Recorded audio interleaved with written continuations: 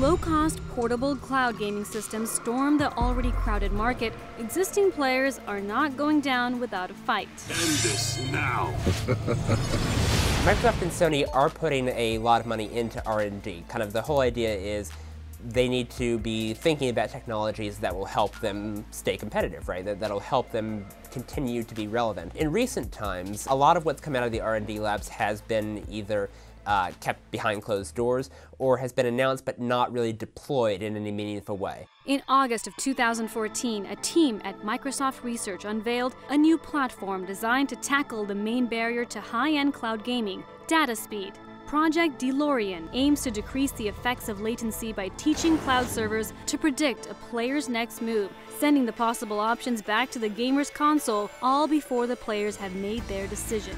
But the team has also looked at furthering the Xbox's unique features and its on-site processing by quite literally thinking outside the box. Room Alive is a proof-of-concept project which aims to create one of the most immersive gaming experiences possible by using projectors to illuminate the room with visualizations that complement gameplay.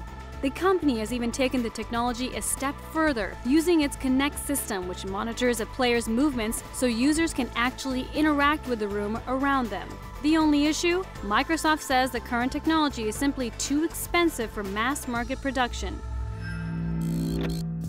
Sony, for its part, says it has some of its own immersive hardware innovation, a little closer to full-scale production.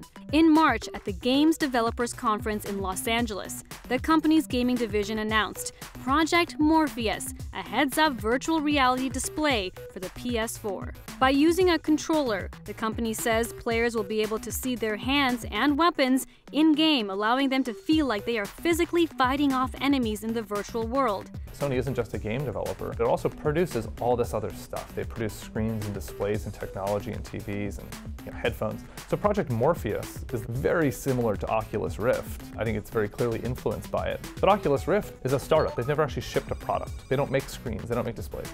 Sony does all of that. Sony already has a brand, PlayStation. Sony has a device in your living room that could hook up to this thing, the PlayStation 4, which is selling very well. Morpheus is a really interesting opportunity, I think, to get VR into the living room in a really mainstream way, to get it tied to a mainstream brand like PlayStation, and to get actual, the most important part, to get actual game developers on board that have a chance of being commercially successful.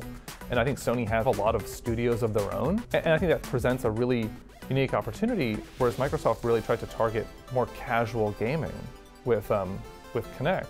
Sony, with Morpheus, seems to be going very much after really hardcore gamers, a gamer that would sit in their living room with a VR helmet on, for example, right? That's a certain level of immersion and engagement that I think a lot of casual gamers might not be interested in, but I'm interested in it. So they are pushing very hard towards this core audience. The system also uses experimental audio technology that recreates sound in 3D, such as engine noises of helicopters flying overhead or footsteps behind the player that will change along with their movements.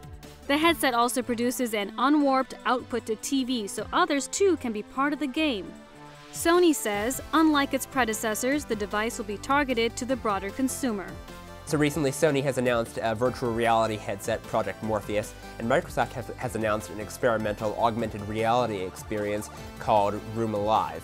The idea in both of these is to really change how you're playing a game through their systems. That's really the result of this R&D, is really consider what might consumers be interested in down the line. However, these have only been presented as prototypes or demo experiences as proof of concept. They haven't yet been tied down to a specific consumer launch date.